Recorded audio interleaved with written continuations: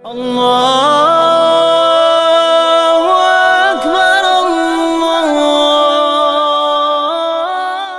Viewers, السلام علیکم۔ آج میں آپ کی توجہ اس انتہائی اہم معاملے کی جانب دلوانا چاہتا ہوں جسے جان بوجھ کر پلاننگ کے تحت، سازش کے تحت آپ سب سے چھپایا جا رہا ہے۔ موجودہ حالات، پوری دنیا کے حالات آپ کے سامنے ہیں۔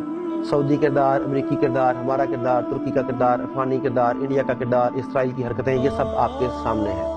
ہم میں سے کچھ لوگ سمجھتے ہیں کہ یہ وسائل کی جنگ ہے، کچھ لوگ سمجھتے ہیں کہ یہ صلیبی جنگ ہے، کچھ لوگ سمجھتے ہیں کہ یہ ہندو ہمارے مخالف ہیں اس لیے معاملات ہو رہے ہیں، کچھ اپنے لیڈران کو برا بھلا کہتے ہیں۔ یہ سب معاملات آپ کے سامنے ہیں اور شاید کسی حد تک یہ سبھی ٹھیک بھی ہیں، مگر ایک بات جو ہم سب سے چھپائی جا رہی ہے وہ یہ ہے کہ 1923 میں پہلی جنگ عظیم کے بعد اتحادی قوتوں نے خلافت عثمانیہ کے ساتھ جبراً ایک معاہدہ کیا۔ اس وقت ترکی کے خلیفہ کا نام سلطان سادس وحید الدین تھا۔ اتحادی فوجیں جس میں فرانس تھا، جرمنی تھا، برطانیہ تھا، ان سب نے مل کر زبردستی ایک معاہدہ کیا 1923 میں، جس کی مدت 100 سال کی تھی۔ اس معاہدے کے تحت سلطان کی تمام ذاتی املاک ضبط کر لی گئیں۔ خلافت عثمانیہ جو 3 براعظموں پر پھیلی ہوئی تھی اس کا خاتمہ کر دیا گیا اور اس خاتمے کے نتیجے میں نئے 40 ملک وجود میں آئے۔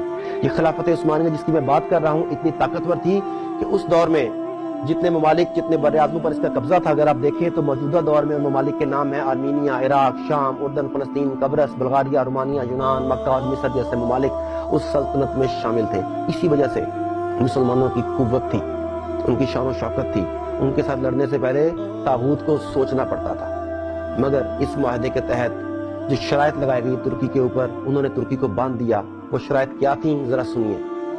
سلطان کی ذاتی املاک پر قبضہ، خلافت عثمانیہ کا خاتمہ، 3 براعظموں پر پھیلے ہوئے خلافت کے اثاثوں سے دستبرداری، ترکی جو خلافت اسلامیہ کا مرکز تھی اسے سیکولر اسٹیٹ قرار دیا گیا، اسلام اور خلافت کے اوپر پابندی لگا دی گئی۔ ترکی کے قدرتی وسائل میں پیٹرول سر فہرست تھا، پیٹرول کی ڈرلنگ پر پابندی لگا دی گئی۔ ترکی کے ساتھ جو عالمی بندرگاہ تھی اس کا نام ہے باسفورس۔ اس کی اہمیت نہر سویز جتنی ہے۔ ترکی کو پابندی لگائی گئی اور اس پابندی کے تحت باسفورس کے علاقے کو عالمی ملکیت قرار دے دیا گیا اور ترکی پر پابندی لگائی گئی کہ آپ یہاں سے کسی قسم کا ٹیکس نہیں لے سکتے۔ یہ تمام شرائط لاگو کرنے کے بعد اس معاہدے کو 100 سال کے لیے لاگو کر دیا گیا۔ خلافت عثمانیہ جس کا آغاز 1299 میں ہوا اور 1922 تک اس خلافت نے ایک اہم رول پلے کیا۔ غلطیاں بھی ہوئی ہوں گی ڈیفینیٹلی ان سے، مگر بہرحال ہمیں اس کے اوپر ناز تھا۔ تو 100 سال کا معاہدہ کیا گیا 1923 سے لے کر 2023 تک، جس میں یہ تمام شرائط تھی۔ اب ہو یہ رہا ہے کہ 2023 قریب آ گیا۔ جیسے جیسے 2023 قریب آ رہا ہے، طاغوت، یہود، ہنود، صلیبی سب کے سب اس خوف میں مبتلا ہے کہ جب وہ معاہدہ ختم ہو جائے گا تو پھر ترکی عالمی حیثیت بنوانے کے لیے کیا کیا کر سکتا ہے۔ ترکی کی موجودہ لیڈرشپ طیب اردگان وہ بھی آپ کے سامنے ہے۔ وہ جس طریقے سے عالمی مسائل میں دخل اندازی کرتا ہے، جس طریقے سے اپنے آپ کو منواتا ہے۔ اب برما کا معاملہ دیکھ لیجئے، سب سے پہلے کون گیا؟ کشمیر کا معاملہ دیکھ لیجئے کون آواز اٹھاتا ہے؟ فلسطین کا معاملہ دیکھ لیجئے، سب سے پہلے کس نے آواز اٹھائی؟ امریکن پریزیڈنٹ ٹرمپ نے جب پاکستان کے خلاف بیانات دیے تو سب سے پہلے وہ کون تھا جس نے اس کی مذمت کی؟ صرف ایک نام آپ کے سامنے آتا ہے، طیب اردگان۔ اب طاغوت کو یہ ڈر ہے کہ وہ عثمانی خون جو ہے وہ کہیں دوبارہ سے جوش نہ مار جائے۔ ایسا نہ ہو کہ مسلمان اپنے ماضی کو پہچان لیں، ایسا نہ ہو کہ اہل ترکی دوبارہ خلافت کی طرف گامزن ہو جائیں۔ آپ کو یاد ہوگا کہ ترکی میں فوجی بغاوت بھی امریکہ کے کہنے پر کروائی گئی۔ ترکی میں حالات کو خراب کرنے کی مسلسل کوششیں کی جا رہی ہیں۔ یہ سب کچھ اس لیے ہے کہ وہ لوگ ڈرے ہوئے ہیں کہ مسلمان کہیں دوبارہ سے اکٹھے نہ ہو جائیں۔ اب آپ طیب اردگان کے گزشتہ کئی بیانات کا اگر جائزہ لیں تو وہ بار بار کیوں کہتا ہے کہ 2023 کے بعد ترکی پہلے جیسا بیمار ترکی نہیں رہے گا، ترکی عالمی سیاست میں اپنا کردار ادا کرے گا؟ ترکی کیوں بار بار مسلمانوں کی مدد کے لیے بھاگ رہا ہے؟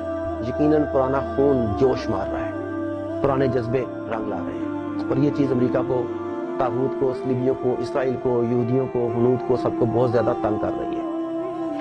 دوسرا کام جو امریکہ ہمارے ساتھ کر رہا ہے، طاغوت ہمارے ساتھ کر رہا ہے، وہ یہ کر رہا ہے کہ میڈیا کے زور پر ہمارے اوپر امریکہ کی سپریمیسی کا ایک ہوا بٹھا دیا گیا ہے۔ ہمیں یہ بتایا گیا ہے کہ امریکہ کے ساتھ لڑنا، حتیٰ کہ امریکہ کے ساتھ لڑنے کا سوچنا بھی حماقت ہے۔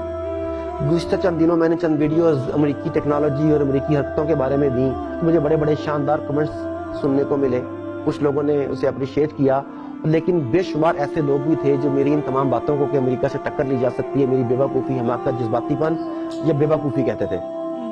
یہ بہت امپورٹنٹ چیز ہے کہ کیا وہ واقعی اتنا سپر پاور ہے، اتنا پاورفل ہے کہ جو چاہے کر سکتا ہے؟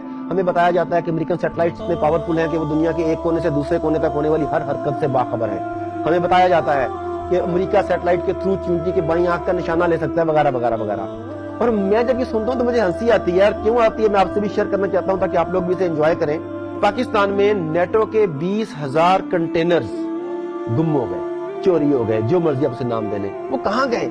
امریکہ، نیٹو فورسز، تمام کے تمام سیٹلائٹس، دنیا کی تمام تر ٹیکنالوجی مل کر یہ آج تک نہیں پتا لگا سکی کہ وہ کنٹینرز کہاں پہ ہیں۔ دیکھیں کنٹینر کوئی 1 انچ 2 انچ کا، فٹ 2 فٹ کا، 6 فٹ کا، 10 فٹ کا نہیں ہوتا، اور ایک کنٹینر نہیں، 2 کنٹینر نہیں، 10 کنٹینر نہیں، 20,000 سے زائد کنٹینرز اسلحے سے بھرے ہوئے، مشینری سے بھرے ہوئے، امریکی ٹیکنالوجی کو اپنے اندر سموئے ہوئے، وہ تمام کے تمام کنٹینرز آج کہاں پر ہیں امریکہ نہیں جانتا۔ یہ ہے امریکن ٹیکنالوجی۔ اسی ٹیکنالوجی کو ایک اور طریقے سے دیکھیے، آپ کو یاد ہوگا کہ 28 مئی کو جب پاکستان نے ایٹمی دھماکہ کیا، امریکہ اور پوری دنیا نے مل کر ہمیں روکنے کی کوشش کی، ڈرایا گیا، للچایا گیا، دھمکایا گیا، مگر جب ہم نے یہ ٹھان لی کہ ہم نے یہ دھماکے کرنے ہیں، دنیا کو بتانا ہے کہ ہم ایک اٹامک پاور ہے، تو ہمیں کوئی نہیں روک سکا۔ امریکن تمام تر ٹیکنالوجی یہ بات پتہ نہیں لگا سکی کہ دھماکے کس جگہ پر ہوں گے، ہمارے اٹامک ایسٹس کہاں پر ہیں، ان کی ٹرانسپورٹیشن کیسے کی جائے گی، کس جگہ پر لے جایا جائے گا۔ ان کے تمام سیٹلائٹس، تمام طیارے، تمام میزائل تیار تھے کہ انہیں ڈسٹرائے کیا جائے، مگر کیا وہ ایسا کر سکے؟ نہیں کر سکے۔ اس کا مطلب ہے کہ جب ہم یہ چاہتے ہیں کہ ہم کوئی کام کرنا چاہتے ہیں تو ہمیں امریکہ یا دنیا کی کوئی طاقت نہیں روک سکتی۔ اس لیے کہ کچھ لوگ اسباب پر غور کرتے ہیں، امریکہ کے پاس یہ ہے، اسرائیل کے پاس یہ ہے، انڈیا کے پاس یہ ہے، ہم اسے ٹکر نہیں لے سکتے، کچھ لوگ یہ سوچتے ہیں، اور کچھ لوگ اسباب کی بجائے مسبب الاسباب پر غور کرتے ہیں۔ ان کا بھروسہ اسباب پر نہیں، مسبب الاسباب پر ہوتا ہے۔ تو برادرز، میں آپ کو یہ بتانا چاہتا ہوں کہ 2023 میں جو معاہدہ ختم ہو رہا ہے اس کے بعد دنیا ٹوٹلی بدلنے کی طرف جا رہی ہے۔ آنے والے 5 سے 10 سال میری، آپ کی، ہم سب کی زندگیوں میں انتہائی امپورٹنٹ ہے۔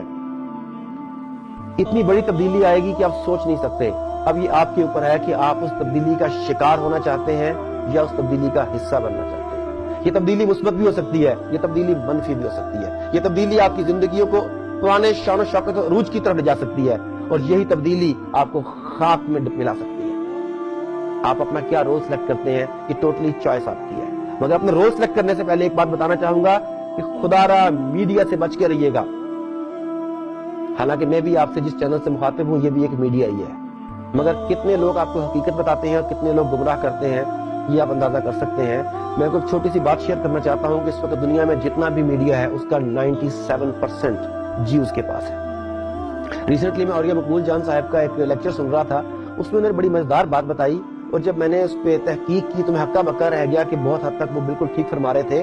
وہ بتاتے ہیں کہ دنیا میں 3 ایسی کمپنیاں ہیں جن کے پاس 97% میڈیا کا شیئر ہے۔ ان میں سے ایک والٹ ڈزنی ہے جس کے پاس پوری دنیا کے میڈیا کا 37% ہے، اور والٹ ڈزنی کے بورڈ آف ڈائریکٹرز کے تمام ممبرز میں تمام کے تمام جیوز ہیں۔